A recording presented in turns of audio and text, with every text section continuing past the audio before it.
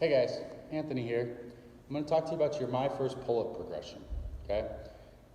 In subsequent videos, what we'll do is we'll demonstrate each one of these, but if you're still struggling to get your first pull-up, we're going to try to teach you how to get that on your own, in your free time, in our open gym.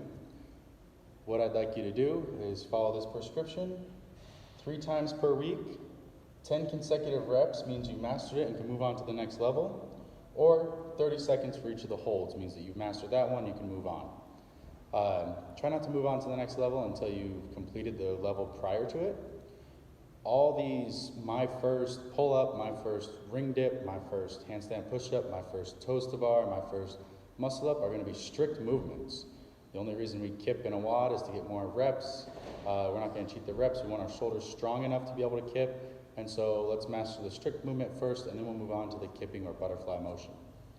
So the first thing there is for my first pull-up. I know some of you boot campers have been asking, I really want to get a pull-up. Well, if you follow this eventually in a couple weeks, maybe a couple months, once you're able to get there, you'll be able to follow this progression pretty easily. I recommend just trying the classes first for 3 to 6 months before trying these on your own.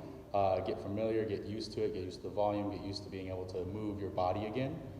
But for this, what we're going to do is you do your ring rows, and if you're able to do 3 sets of 10 ring rows, you'll move on to the seated pull-ups, and if you can do that, you'll move on to a 30-second bar hang, and you'll have your lats engaged on that. Watch the other videos to be able to see what each one of these movements are.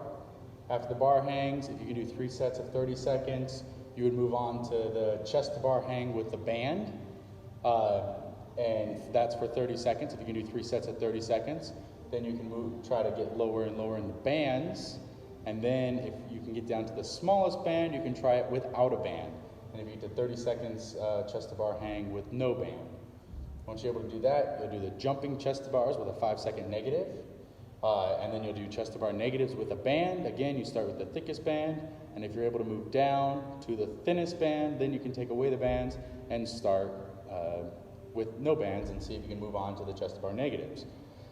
Each one of these is a 3 sets, 3 times per week, okay? And you have to do 10 consecutive reps or a 30-second hold to be able to master that position. If you master it, then you move on. Don't move on before. You don't want to rush this. You want to get very concise, and you want to be able to do all these. This isn't just for beginners. Everybody, every level should be able to do this.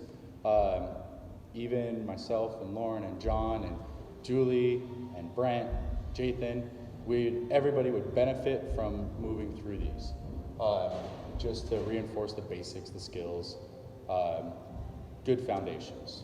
If you get the chest to bar negatives without a band, then you can move on to strict pull-ups with a band. Start with the thickest, move to our thinnest band. If you can do it with the thinnest band, take away the band, and congratulations, you'll have your first strict pull-up. Again, mastery before moving on to trying the muscle-ups or the other things that are pulling means you need to be able to do 3 by 10. Okay? That's full mastery of it, 3 by 10. Once you're able to get about 5 consecutive or 1 set of 10 consecutive, then you can ask a coach to help you with kipping, and kipping will really help progress you in the movement to be able to do bigger and bigger sets. Look for the next video, guys. We're going to talk about my first strict ring dip.